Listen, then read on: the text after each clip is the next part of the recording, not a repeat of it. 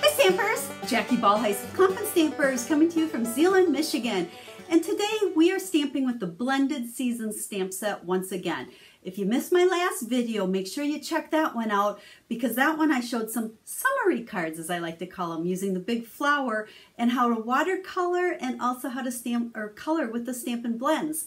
Now today we're moving into fall. Gosh, I hate to think about that. I am not ready yet. I'm still in my summer mode. But I have two fall cards I want to show you using Blended Seasons. And we're kind of trying to hit all the different seasons with the stamp set, because remember, it's only available this month.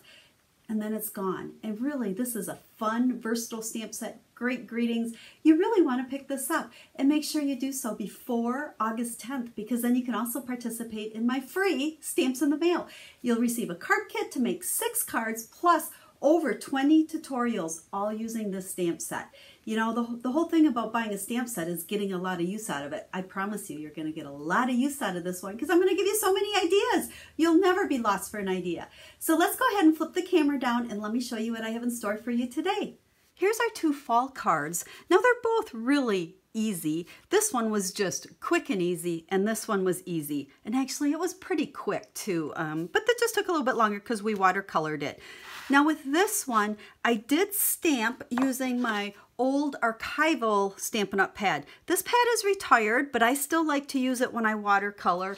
The other option that we have is the StazOn. So one of these. The main thing is you need a pad that is waterproof, or when it dries, it's not going to bleed when we add water to it.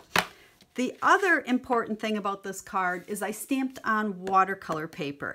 You can either use glossy, or not glossy, I'm sorry, the shimmery white or the watercolor paper when you're using water. Don't use your Whisper White. It's not going to take water very well. So if we take a closer look at our card, you can notice that this was really just one layer of the watercolor paper. This is what it started out like. So I went ahead and I stamped this already so that it could dry, and then I'm going to just show you real briefly how I colored in some of these leaves.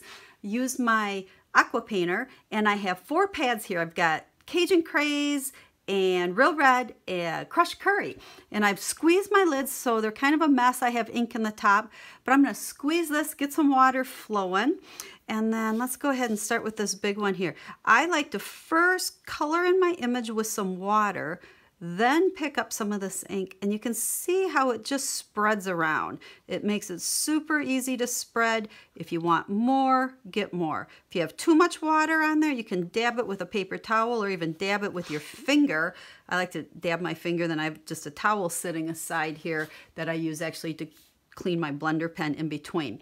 So now I can go ahead, clean this on my towel, and we'll go ahead and we'll switch to another one. So color it in first. Let's do some yellow on this. The nice thing about watercoloring like this, you don't have to worry about staying in the lines. I like to just call it slap it on. And you can layer the color. So if we want this darker, just keep adding more on there. And if you let it dry more, get some of that water out of there, you can just keep layering, and it's going to just keep getting darker and darker. But that's all there is to coloring with a blender pen, or not a blender pen, an aqua painter, can't get my words right, and our ink pots. So after I colored this whole piece, I did take a strip of black. If you can just imagine this, a long strip. I went ahead and I embossed my greeting on here. And then I laid this black strip right across here. So just imagine one black strip laid across here. Actually, let me go ahead and get one and I'll show you what I mean. Sorry, I wasn't more prepared. But here's our black strip. So you're going to emboss your words on here first, try to center them, and then go ahead and adhere this down to the middle of this card. It's all colored at this point, and just put adhesive in the middle where the actual greeting is, okay? Don't put it out here at the edges. Then you're going to take one of these frames from our Stitch Seasons framelets, and so this is adhered on here. Then you're going to take this and center it on there like so, and go ahead and run that through the Big Shot.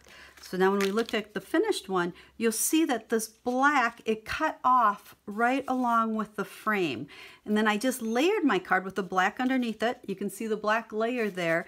I popped this piece up on dimensional so it gives it a little bit of a pop.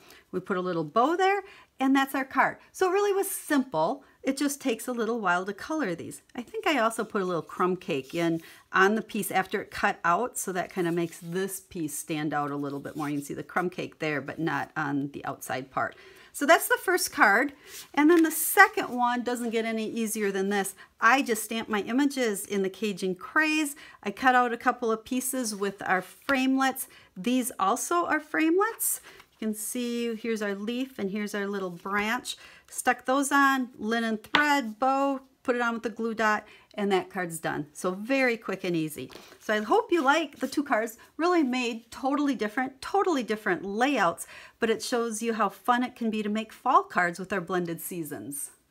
Well, I hope you like the version of our fall cards with our blended seasons. We've already done summer. Now here are our fall. Don't forget, in the stamps in the mail, it also features a Christmas card for you. Really? Are we thinking Christmas already? I'm not ready to. I hope you're not either. There's too much summer left. Anyhow, if you have any questions at all, remember, I'm here to help you. I want you to learn to make quick and easy cards, and I want to help you make quick and easy cards. Let me know if I can do anything for you. I've been a Stampin' Up! Demonstrator for 23 years. This is my full-time job, and I love to teach quick and easy card making. So if you need a Stampin' Up! Catalog, make sure you get a hold of me. I'd love to send you one. I'd love to be your Stampin' Up! Demonstrator to help you with all your stamping needs. So, like I said, get a hold of me if I can help you in any way. Otherwise, until I stamp again with you in a few days, have a stamp happy day.